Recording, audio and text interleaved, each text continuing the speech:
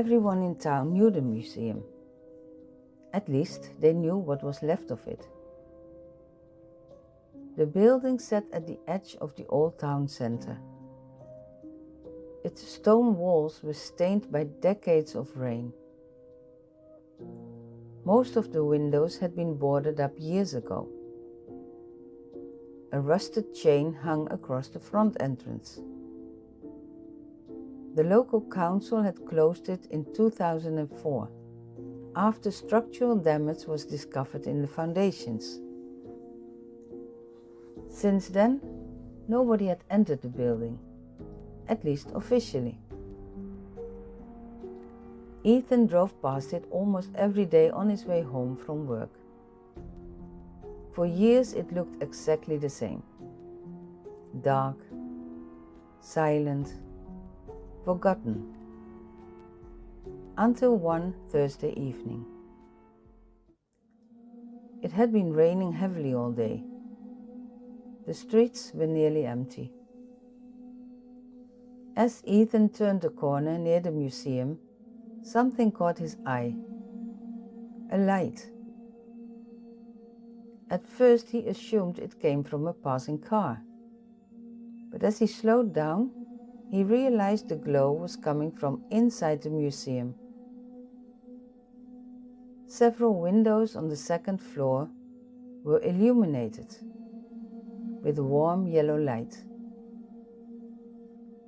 like someone had switched on the old exhibition rooms. Ethan stopped the car. The sight felt wrong. Not even frightening, but just wrong. The building had no electricity. The power had been disconnected years ago. Yet there it was, bright as ever. He took out his phone and snapped a photo. And then he drove home. The next morning he showed the picture to a colleague. She stared at it for several seconds and then laughed nervously. That's impossible. And Ethan agreed.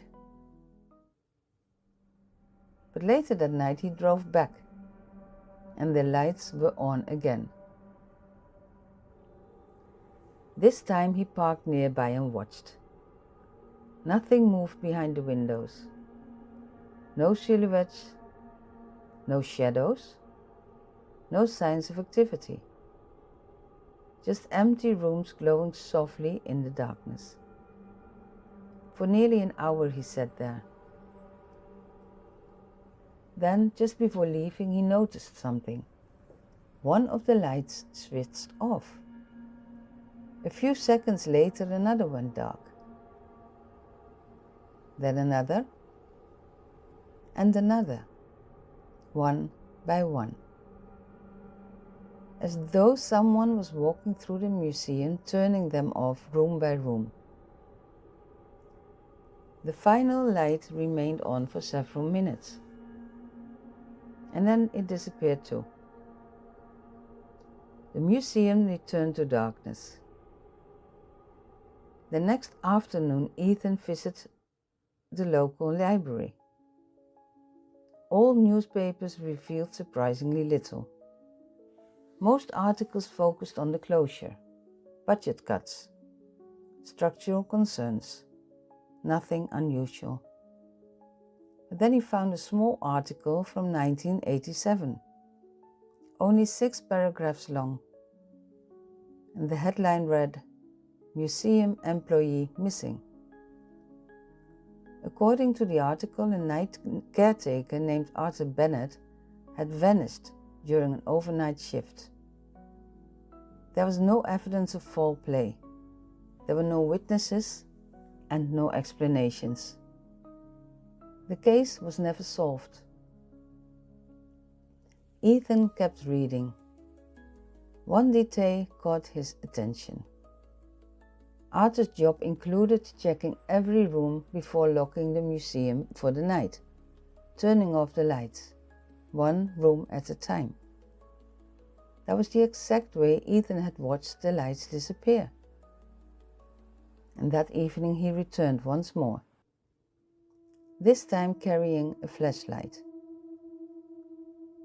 The museum stood silent beneath a cloudy sky.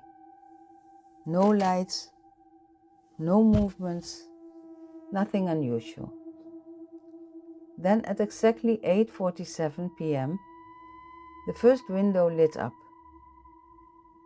A warm yellow glow. Then another. Then another. The same sequence as before. Ethan crossed the street. The chain still hung across the entrance, and the doors remained locked. He walked slowly around the building. Every window on the ground floor was covered, except one, near the rear. A narrow pane of glass no larger than a picture frame. Ethan stepped closer and peered inside. Dust covered everything. Display cases, benches, and old information signs. The room was clearly abandoned. Then his flashlight beam stopped on something unexpected. A chair, placed neatly in the center of the room. And on the chair sat a visitor's guidebook, open, as though someone had been reading it some moments earlier. A sudden noise echoed somewhere deeper inside the building. It was not a bang, and also not a crash. It was just the distant sound of a light switch clicking off. And then another. And another. One room at a time. Moving steadily closer. Ethan backed away from the window. The final light inside the museum went dark, and the building disappeared into shadow. For a few seconds, everything remained silent. And then, from somewhere inside the darkness, a key turned slowly in a lock.